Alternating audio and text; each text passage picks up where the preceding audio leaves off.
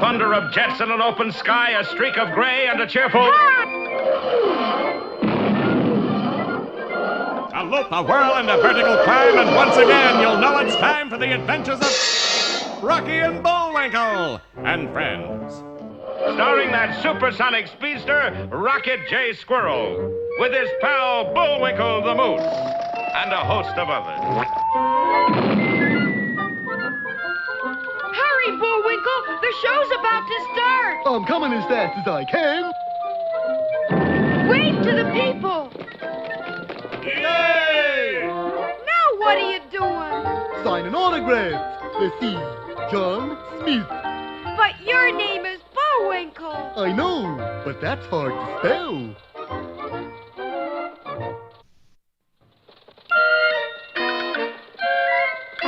We're gonna have a lot of fun! Come on and join us! Sure, there's always room for one more.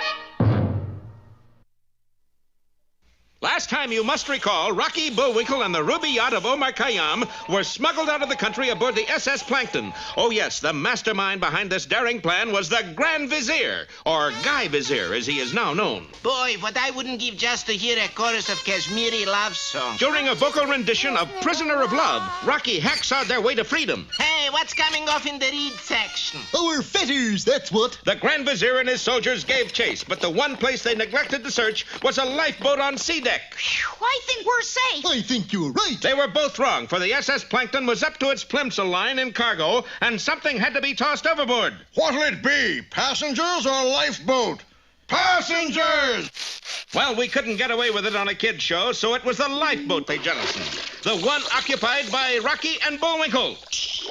No thanks, Rock. I'm not thirsty. What do you mean you're not thirsty? Well, didn't you just open a canteen and spill some water? Hokey smoke, we're foundering, and we're upside down in the water! Boy, if there's one thing you've got, Rock, it's perception. It wasn't easy, but through sheer superhuman moose power, the boys managed to right their craft. Uh-oh, fog's coming in. Who cares? New York is in that direction. Row, Bullwinkle, row hard! The moose complied for all he was worth. Alas, what he didn't know was that a mooring cable had snagged the prow of the lifeboat. Therefore, no matter how hard he pulled, the boat went right along with the SS Plankton. Stroke! Stroke! I'm stroking! 2 weeks later, the lifeboat stopped, just as the fog and their spirits lifted. There it is, Bullwinkle, New York City! Yeah! Statue of Liberty, Empire State Building, India Ink Company.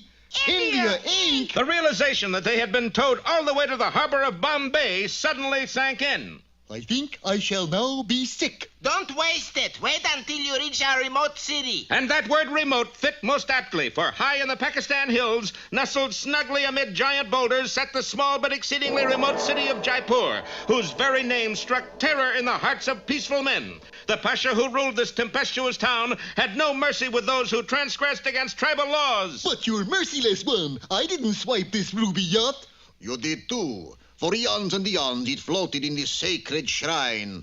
Looks more like a bathtub. That's what it is. Anyways, as long as it floated, the city of Jaipur had good luck. And you mean when it was taken you had bad luck? 12 months of steady monsoons. That's a lot of rain, Jack. Yes, I call that bad luck. But you said the ruby yacht disappeared 400 centuries ago. You got sharp ears for a squirrel. Well, listen here, Pasha. I'll have you know I am not 400 years old. I should take your word for it. Take him out and cut off his, No, that wouldn't hurt him. Aha! Ooh, Throw him in the cobra pit. The seconds later, Bullwinkle stood swaying at the rim of a pit, while below a covey of cobras watched evilly. We will teach you the error of false pride. Say, weren't you in Gunga Din? Over you go. No, wait a minute. Actually, we have to wait more than a minute because we've run out of time. Does Rocky have something up his sleeve? Fur? We'll find out in the New Delhi Catassin or Judgment at Bloomberg's.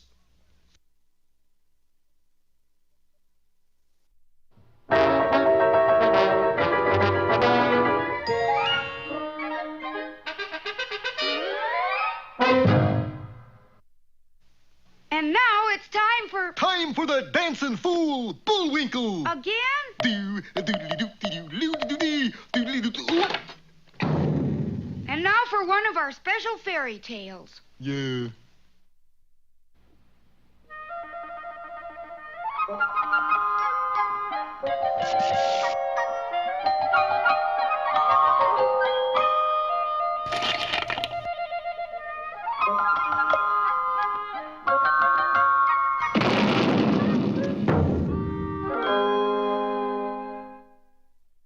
Once upon a time, there was a family of 3 sisters. The elder sister, Prunelda, was remarkably ugly. You might think that she was the ugliest woman you'd ever seen until you saw the second sister, Grimessa, who looked even worse.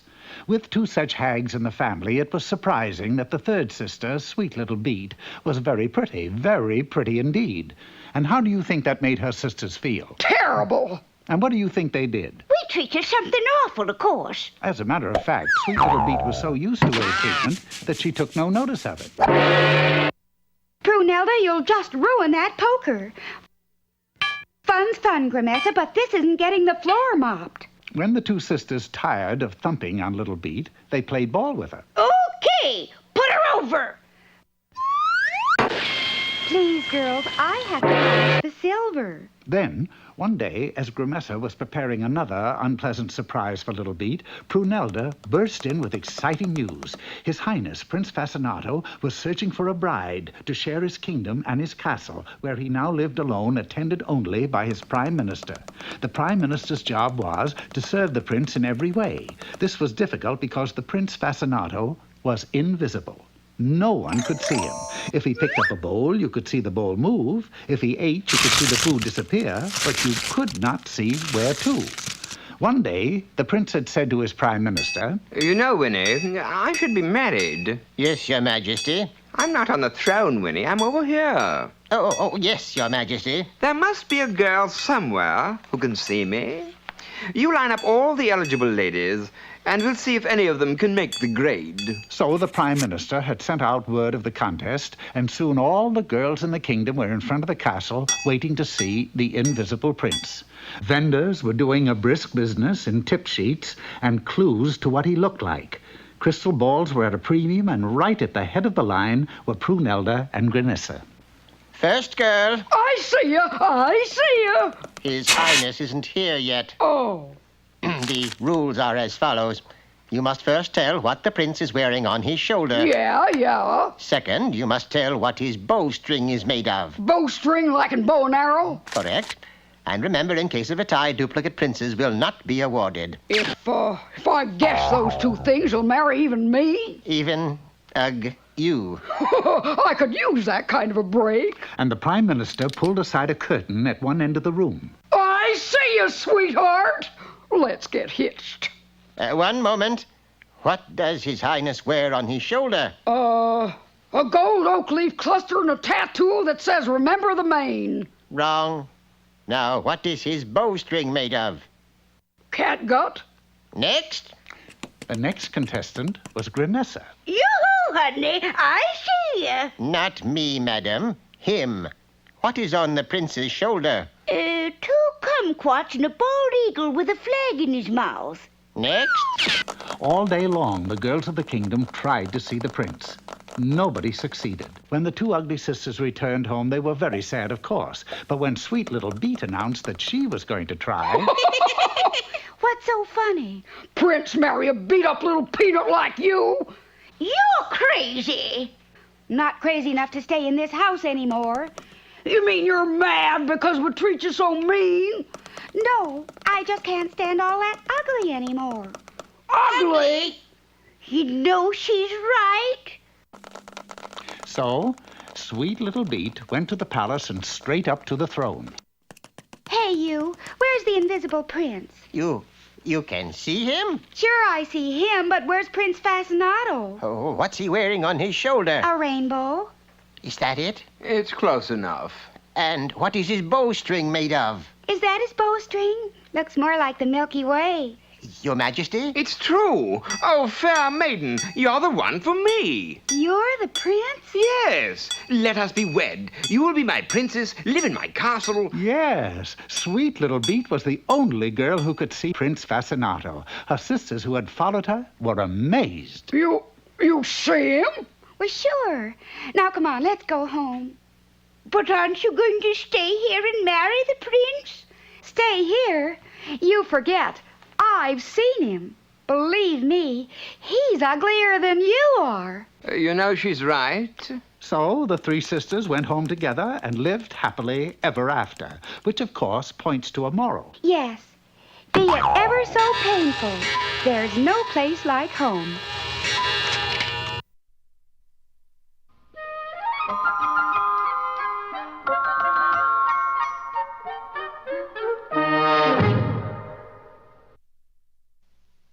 That's a pretty strange-looking painting, Bullwinkle. I just paint what I see. Well, what do you see? This is what I see. Time for Bullwinkle's Corner. Hi, culture lovers. Today's poem is a stirring saga of forest conservation. Woodman, spare that tree. Woodman, spare that tree. Touch not a single bough. Hello, kiddo. In youth it sheltered me, and I'll protect it. Hey, what you doing with that axe? What else? I'm shaving. Oh, that old familiar tree that... Timber! Now hold on. That old familiar tree, whose glory and renown are spread o'er land and sea.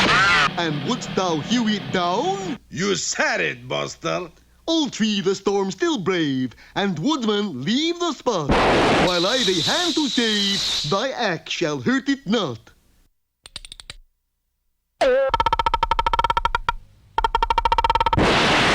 Well, that's gratitude for you. And now it's time for 5 or 6 baritone solos in the key of E. But... Ooh.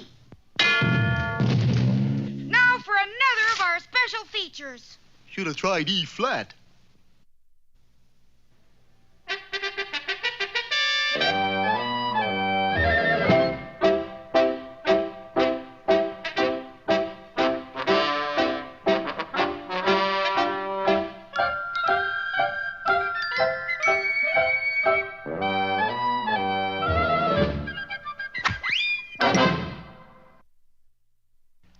Hello out there, Peabody, Sherman, and way back here. Where to today, Mr. Peabody? Paris, Sherman. Illinois? Paris, France. To the laboratory of Europe's most distinguished biologist and chemist, Louis Pasteur. The date, Mr. Peabody? 1888, Sherman.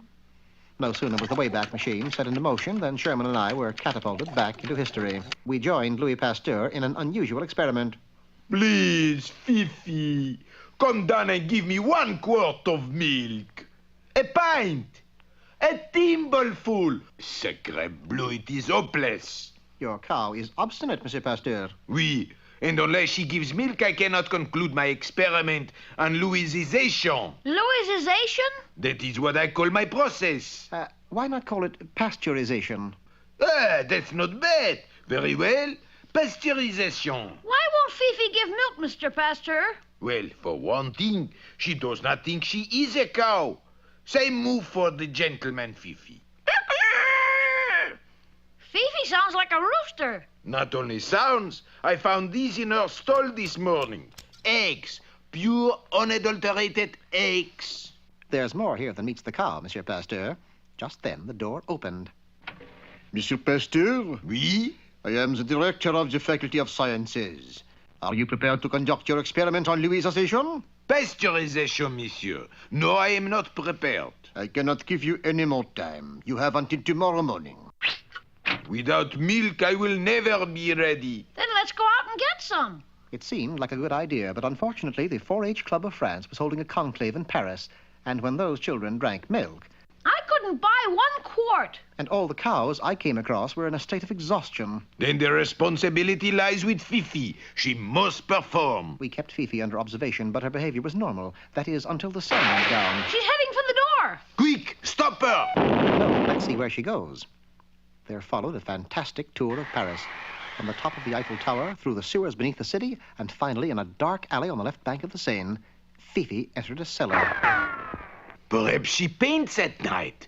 Nothing that cow does would surprise me. Keep your voices low. Unless I'm wrong, and I never am, Fifi is keeping a rendezvous. Look into my eyes. You are a chicken. You are not a cow. You are a chicken. You will not give milk to Pasteur. You may lay an egg or two, but you will not give milk. That man is hypnotizing Fifi. It is my stepbrother, Gaston. He is in showbiz. A hypnotist? The greatest, monsieur. But why is he doing this? Does he hate milk? You will return to Pasteur's laboratory as though you had never been away. But you will not give milk. Oh, yes, she will. Louis!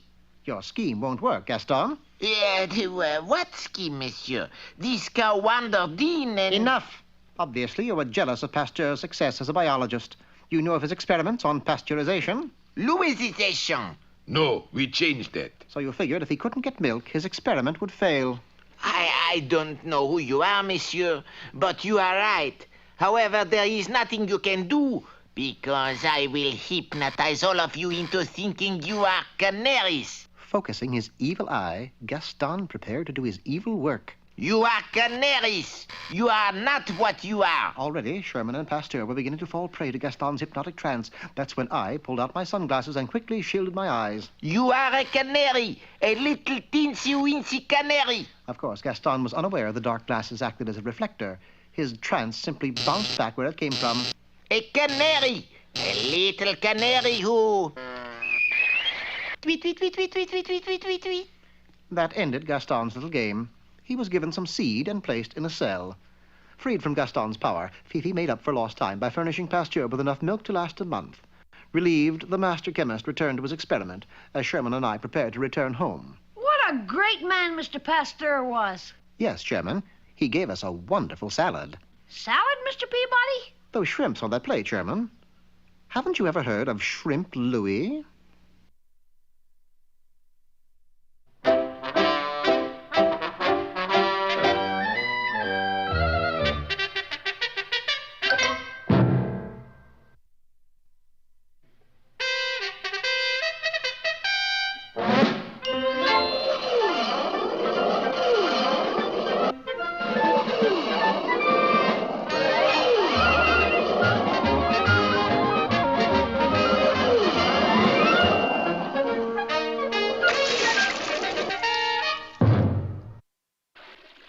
Well, you're just in time for what might be a very unhappy ending. In our preceding installment, Rocky and Bullwinkle assumed they were rowing back to New York, only to discover that they had been towed all the way to Bombay. The Grand Vizier escorted our heroes to the hard-to-find city of Jaipur.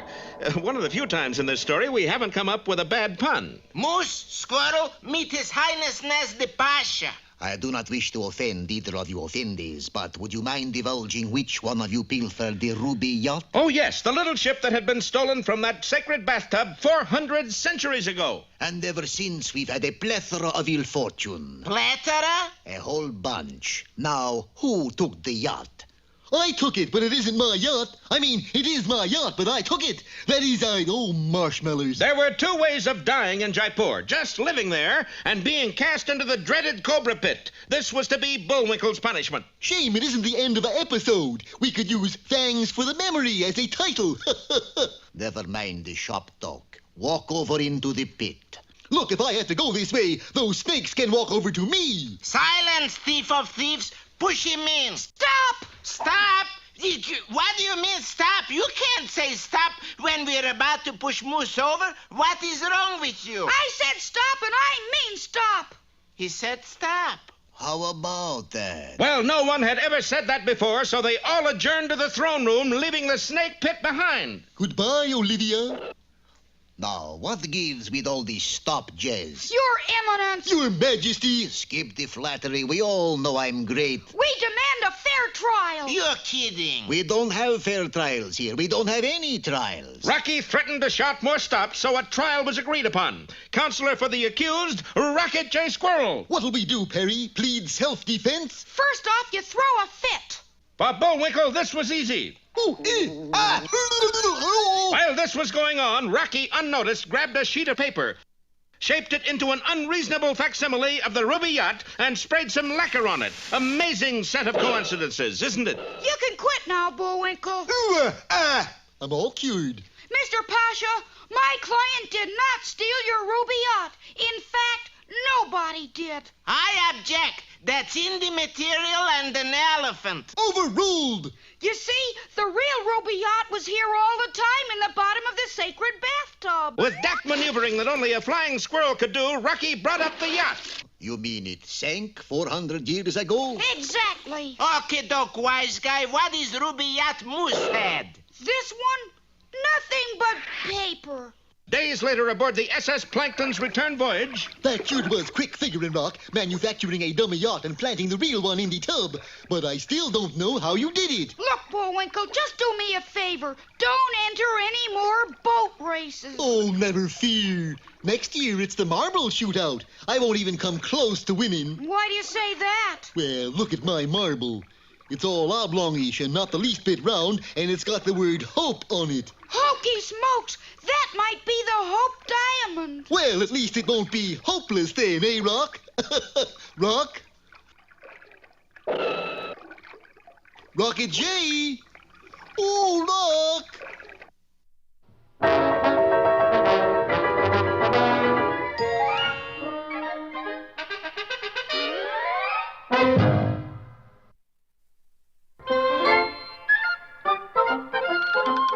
Well, it looks as if our time has just about run out. Mine must be a little slow.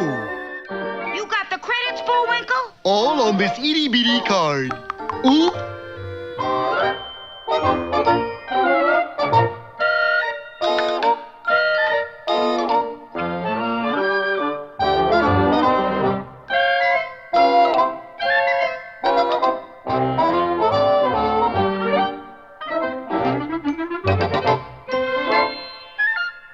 We're late again, Bullwinkle. Right!